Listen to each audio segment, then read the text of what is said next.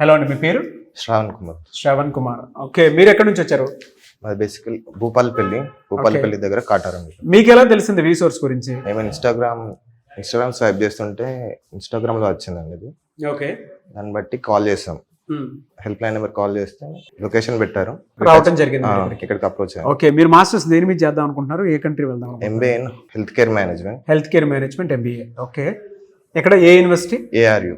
Okay, వీళ్ళు మీకు guide చేశారా? అంటే స్కాలర్షిప్ ఎలా ఉంటుంది, బ్యాంకింగ్ ప్రొసీజర్ ఎలా ఉంటుంది, లోన్ ప్రాసెస్ ఏ విధంగా ఉంటుంది, అవన్నీ ప్రతి ఒక్కటి గైడ్ చేశారండి మాకు. ఓకే, లోన్ ఇప్పించారు.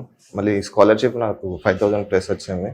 ఓకే ఓకే, ప్లస్ మళ్ళీ ఇప్పుడు మీ క్యాష్ ఇంటర్వ్యూకి ప్రిపేర్ చేస్తున్నారు.